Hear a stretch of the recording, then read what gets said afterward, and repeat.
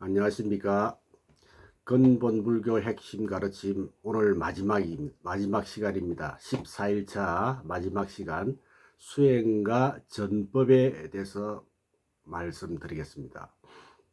먼저 수행 부분에서 지금까지 불교의 핵심 교리를 연기법을 시작으로 해서 일체법, 삼법인, 사성제, 중도 등등의 순으로 알아봤습니다. 그래서 어떤 교서를 살펴보더라도 연기법의 중심축을 벗어날 수 없다 하는 것을 알 수 있습니다. 12연기는 이 연기법 자체를 심층 분석해서 고통의 삶과 해탈의 삶, 고통의 삶과 해탈의 삶을 구체적으로 밝힌 가르침이다. 이렇게 이야기할 수 있죠. 자, 일체법은 존재의 연기적 구조를 다양한 관점에서 설명한 것이고, 삼법인은 존재의 현상의 연기적 특징을 보여주죠. 사성제는 연기적 관찰을 통한 괴로움의 극복을 제시하는 하나의 실천적 교설이다. 이렇게 말할 수 있습니다. 이처럼 불교 교설의 중심축은 연기법이다. 어떤 교설이라 하더라도 이 연기법의 틀 안에 있다. 이런 이야기입니다. 그래서 정토학이나 하음 또는 중간, 유식, 천태 등등 다양한 이 교설들도 연기법의 큰 틀을 벗어나지 않는다는 것이죠. 그래서 삼법인, 사성제, 일체법 그리고 12연기를 잘 알고 있다 하더라도 생활 속에서 실천할 수 없는 교설이라면 고급 지식인들 사이에 회자되는 고상한 지식에 불과하다. 이렇게 말할 수 있는 것입니다. 불교 교설은 제대로 실천했을 때 온전한 체험의 세계를 들 수가 있죠. 체험의 세계에 들 수가 있다.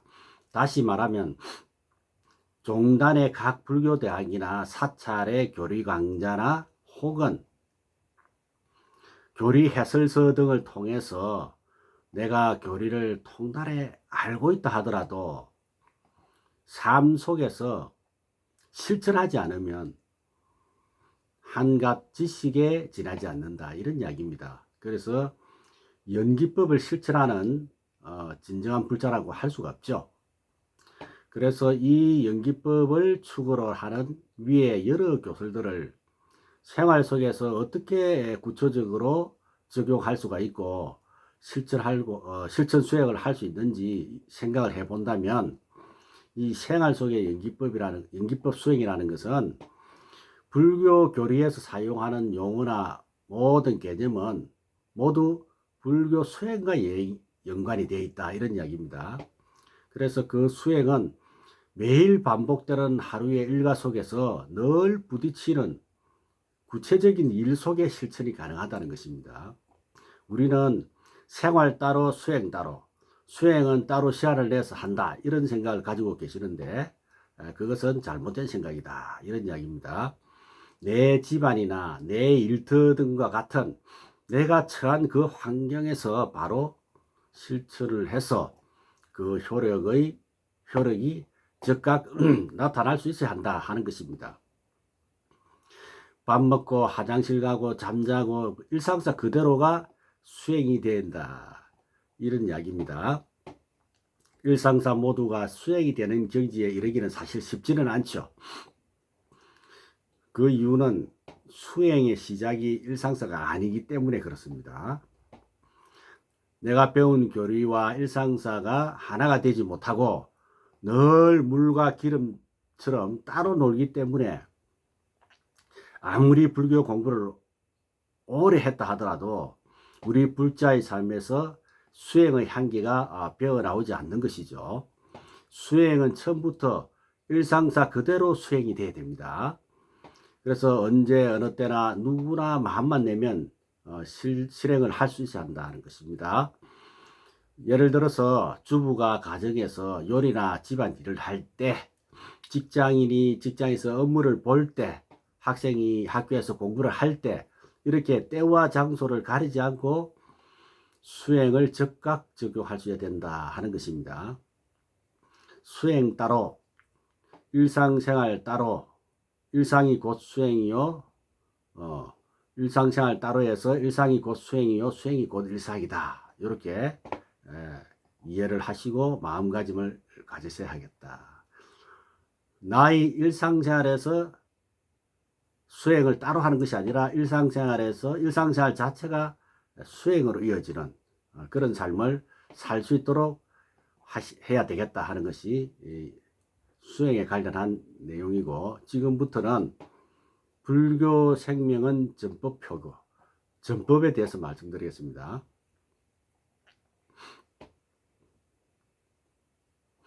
인도의 초기 원시 불교와 또 중국의 선불교 이렇게 이어져 온 이 불교가 그 모습과 내용이 아주 다르게 거리가 있는 듯 하지만 딱 들여다보면은 많은 것이 일치한다는 것을 우리가 알 수가 있습니다. 즉 불교의 궁극적 목표가 무엇인가? 그것은 이고덕락이라는 것이죠. 간단히 말씀을 하면 고를 떠나서 락을 찾는다 하는 정도죠. 그러나 이 말 속에는 부처님 가르침과 조사의 가르침이 동시에 들어있다는 것이죠. 자, 역사적인 것을 좀 살펴보면 석가모니 부처님의 세속명은 잘 아시는 대로 고마타 시타르타입니다. 고마타 시타르타가 왕자입니다. 왕자. 근데 왕자였기 때문에 부처가 된 것이 아니라 철저한 자기 노력과 고행에 의해서 대각을 이루었기 때문에, 크게 깨달았기 때문에 우리는 깨달은 자, 즉 붓다가 되었다, 붓다다 이렇게 이제 이야기하는 것입니다. 우리 한국어로는 부처님 이러죠.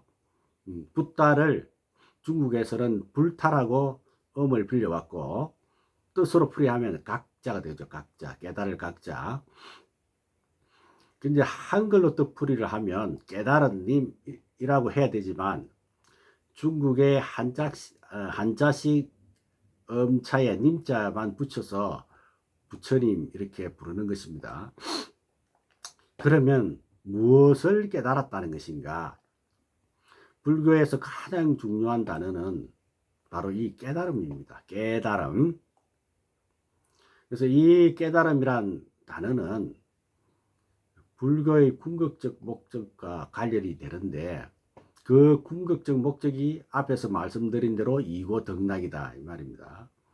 여기에서 이제 고와 락만 주목을 해서 본다면, 고마타 시타타는 고 때문에 진리를 찾아 나섰죠. 그래서 6년 고행 끝에 결국 고가 무엇인가를 알았어요. 고를 떠나서 자유로운 해탈의 경지인 열반의 낙을 얻어서 붓다, 즉 깨달은 자가 되었는데, 제자들에게 이 낙을 가르치고 고를 해결하는 방법을 제시하는데 무려 45년을 보내죠. 45년을 보냅니다. 이렇게 되다 보니 제자가 좀 많아지고 자연스럽게 공동체가 형성이 되면서 수행단체가 되고 또 규모가 커지고 또 내용도 풍부해지죠. 그래서 종교라는 형태로 이제 발전이 됩니다. 그래서 오늘날 불교라는 하나의 종교로 성장해서 거대한 몸집이 되었는데, 그런데 불교라는 것은 종교에 대해서 이야기하려면, 불교란 종교에 대해서 이야기하려면 고마타 시타타의 출가 동기부터 우리가 알아야 되겠죠. 왜 고행의 길을 택했는지, 이게 이제 관건입니다. 그것은 고마타 시타타가 출가의 결단을 내리게 한 이유는 바로 고라고 우리가 잘 알고 있죠. 고였는데, 고마타 시타타의 어문과 진리 추구는 고에서 출발을 했다는 것이죠. 즉 출가 동기가 고의 해결이었다. 근데 이 고마타 시타타가 깨달았는데, 깨달은 그 순간부터 다른 사람에게, 남에게 베풀었느냐? 그렇지는 않습니다. 깨닫고 난 뒤 한동안 점검을 하고 또 보임을 하고 그렇게 해서 심신을 추스리고 있었죠. 보임이라는 것은 깨달음의 상태를 유지하면서 그걸 다지는 작업이에요. 이거를 좀 일치하진 않지만 좀 비유해서 이야기를 하면, 우리가 밥솥에서 밥을 하면은 더 맛있게 하기 위해서 여기서는 이제 다지는 작업이라 그랬는데, 더 맛있게 하기 위해서 뜸을 들입니다. 뜸을 들여서 완전하게 성숙시키는 그런 작업을 하는 것이다. 보임이라는 뜻은 그렇다고 이해를 해 주시면 되겠습니다. 그래서 붓다가 된 그런 이제 고민에 빠지죠. 왜? 내가 깨달았는데 이 깨달음의 세계를 나 혼자 즐겨야 되느냐? 그건 이제 자수용 법락이라 그러죠. 혼자만 이 깨달음의 경지를 즐기면서 노는 거, 아니면은 남에게 베푸느냐, 이렇게 이제 갈림길에서 고민을 했다는 것입니다. 그래서 붓다는 결국 후자를 택했죠. 후자. 남에게 베푸는 중생교화. 하화 중생이잖아요. 그죠? 상구벌이 했으니까. 중생교화의 길을 선택을 했다. 그래가지고 맨 처음에 옛 도반이었던 5명의 동료부터 같이 가르침을 베풀었죠. 이게 초전법륜이라 하는데, 이제 불교라는 종교는 여기서부터 사실은 시작이 된 것입니다. 이제 전법의 중요성을 이야기하는 거 아니겠습니까? 불교는 전법을 중요하게 여긴다는 것입니다. 포교죠, 포교. 수행하고 깨달았으면 전법하는 포교를 해야 하는 것이 불교의 생명이다, 이런 것입니다. 그래서 부처님은 열반경에 모든 일체 중생은 불성을 지니고 있기 때문에 붓다가 될 수 있다, 이렇게 말씀하셨죠. 그래서 10대 제자 중에서 부루나 존자가 있습니다. 이 부루나 존자는 부처님으로부터 나의 제자 중에서 설법을 가장 잘하는 이는 부루나다, 이렇게 이제 칭찬을 받았어요. 여러 수행자들의 존경과 사랑을 받죠. 그러나 부루나 존자는 이 교단 안에서의 명성과 지위에 안주하지 않았어요. 그러니까 세상 사람들을 진정한 행복으로 인도하기 위해서 더 많은 이들에게 부처님의 가르침을 널리 전하겠다 하는 큰 서울을 세웠다는 것입니다. 그래서 당시 부처님의 가르침이 전해지지 않았던 수로나라는 나라에, 조그만한 나라에 포교를 하겠다, 이렇게 마음을 먹고 부처님께 허락을 받기 위해서 찾아뵈었는데, 인도 서쪽에 있는 그 수로나 지방은 이교도들이었죠. 이교도들과 장사꾼들이 판을 치는 매우 위험한 지역이었습니다. 이를 걱정한 부처님은 부루나 존자에게 묻기를, 부루나 사람들은 매우 거칠고 모진 사람들이다. 그들은 가볍고 성급하고 못되고 사납고 이렇게 남을 비난하기를 좋아하는데, 부루나야, 거칠고 사나우며 비난하기를 좋아하는 그들이 너를 헛듣고 욕하면 너는 어떻게 하겠느냐, 이렇게 이제 묻습니다.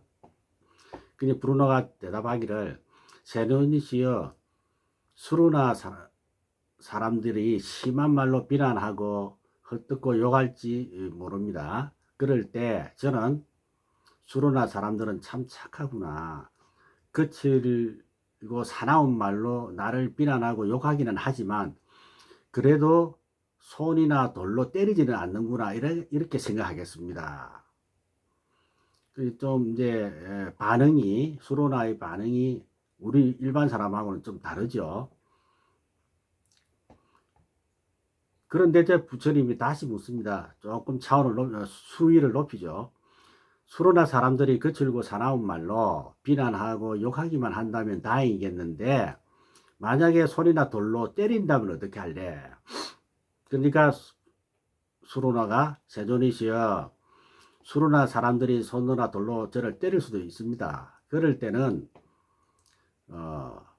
수로나 사람들이 참 착하구나, 손이나 돌로 나를 때리기는 하지만 그래도 칼이나 몽둥이를 쓰지는 않는구나 이렇게 생각하겠습니다. 그러니까 부처님이 또 수위를 높이죠. 좋다. 그러면 칼이나 몽둥이로 너를 상처를 입힌다면 너는 그럼 어떻게 하겠느냐. 수로나가 세존이시여 그들이 칼이나 몽둥이로 저를 상처 입힐지도 모릅니다. 그럴 때 저는 수로나 사람들은 참 착하구나. 칼이나 몽둥이로 내게 상처를 입혔지만 그래도 죽이지를 않는구나 이렇게 생각하겠습니다. 그러니까 부처님이 그럼 좋다. 만일 그들이 너를 죽인다면 어떻게 생각하겠느냐. 어떻게 하겠느냐 하니까 부르노가 세존이시여 수로나 사람들이 저를 죽일지 모릅니다. 그럴 때 저는 이렇게 생각하겠습니다. 세존의 제자들은 몸을 더럽고 냄새나는 것으로 여기며 온갖 악의삭들은 씨앗으로 여기며 열반의 즐거움을 방해하는 장애물로 여긴다. 수로나 사람들은 참 착하구나. 썩어 무너질 나의 몸에서 벗어나도록 도와주다니. 죽음조차 들어오지 않는 브루나의 확고한 마음을 안 부처님은 브루나의 마음가짐을 칭찬하고 포교 여행을 허락하였다. 이런 이야기입니다. 훌륭하구나 브루나야. 너는 인욕을 잘 배웠구나. 너라면서 수로나로 떠나가거라. 가서 고통의 바다를 건너지 못한 사람들을 건너게 해주고 편안하지 못한 사람들을 편안하게 하고 열반을 얻지 못한 자들에게는 열반을 얻게 하라. 이렇게 말씀을 하셨죠. 자비와 인욕으로 마음이 잘 다듬어진 브루나 존자는 그 후 불교의 불모지였던 수로나 지방을 두루 다니면서 수많은 사람에게 진리를 전하고 많은 사찰을 건립을 했다는 것입니다. 그래서 우리는 부처님처럼 큰 깨달음을 목표로 해서 나아가되 아는 것만큼 배운 것만큼이라도 우리 중생에게 되돌려 줄 수 있는 그것이 바로 전법이고 포교이고 회양이다. 이렇게 제가 말씀드리고 싶습니다. 언제나 사명감을 가지고 또 실천하고 학습이 되면 자신감이 생기겠죠. 다 같이 전법에 매진해서 더 향상되는 우리 한국 불교와 또 나날이 새로운 우리 법륜종단으로 거듭났으면 하는 바람입니다. 오늘 수업으로 근본불교 핵심 가르침의 1학기 수업을 마칩니다. 그동안 수고 많이 하셨습니다. 그리고 소중한 인연에 감사드립니다. 여러분 성불하십시오.